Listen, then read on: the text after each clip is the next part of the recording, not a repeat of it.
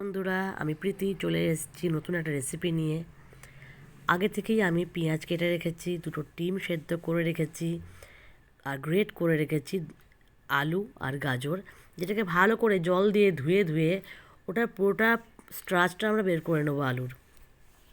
তারপরে ভালো করে চিপে জলটা ওর বের করে নিয়ে আমরা একটা জায়গায় ঢেলে নেবো, দেখতেই পাচ্ছ।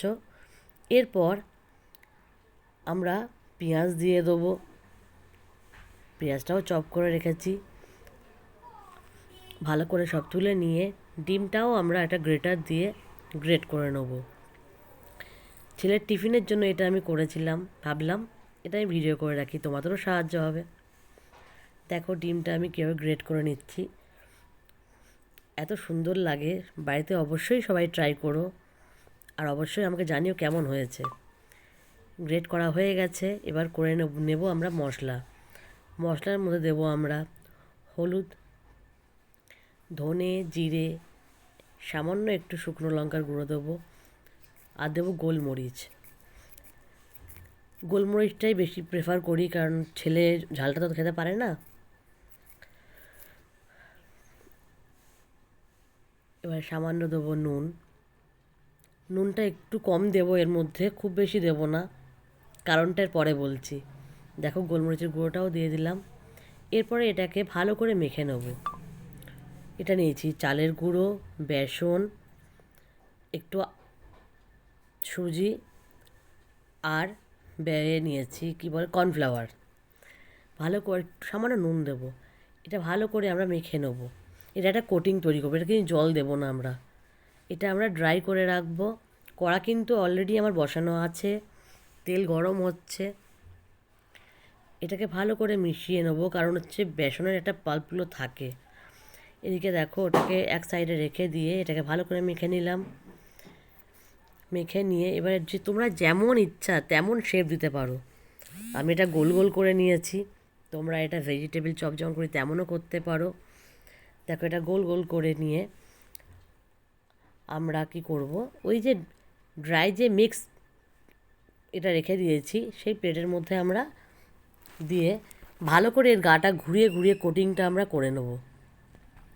আমি একটু তাড়া ছিল, যার জন্য একসঙ্গে 2-3টে বল আমি রেডি করে ওর মধ্যে দিয়ে নেব।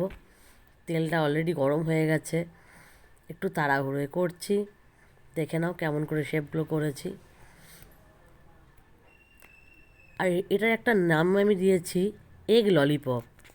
সময়ের জন্য আমি করতে পারিনি লাস্টের পুরোটা, জাস্ট গোল করে নিয়েছি। তারপর কোটিংটা ভালো করে ঘুরিয়ে ঘুরিয়ে নিয়ে তেল দেখেছো গরম হয়ে গেছে। এবারে ভালো করে যখন কড়াই দেওয়ার আগে আবার আমরা ভালো করে ঘুরিয়ে ঘুরিয়ে তেলের মধ্যে একটা একটা করে ছাড়বো, খুব সাবধানে ছাড়বে।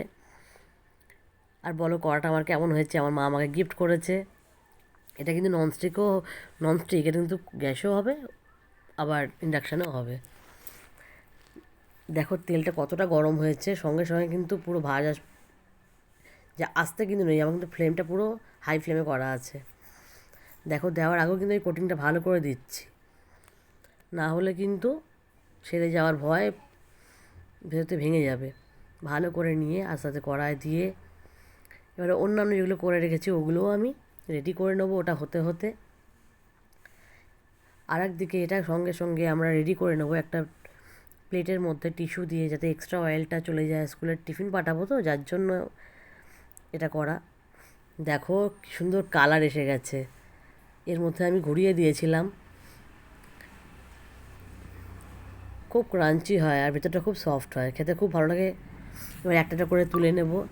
এটার মধ্যে তোমরা আরেকটাও করতে পারো, মাঝখানে চিজ দিয়ে দিতে পারো, এত সুন্দর খেতে লাগে। আমার ঘরে সেই সময় ছিল না, তাই আমি দিতে পারিনি। এটার সঙ্গে সার্ভ করার জন্য কাসুন্দি দিতে পারো, সস হচ্ছে, মেয়োনিজ আছে, যে যেমন পারো। এটা যদি একটা করে আমার টুথপিক আটকে দিই তো ওটা এগ ললিপপ হয়ে যাবে। রান্নাটা বাড়িতে সবাই ট্রাই করো প্লিজ, বলো কেমন হয়েছে। আজকের জন্য এখানেই আসি, টাটা।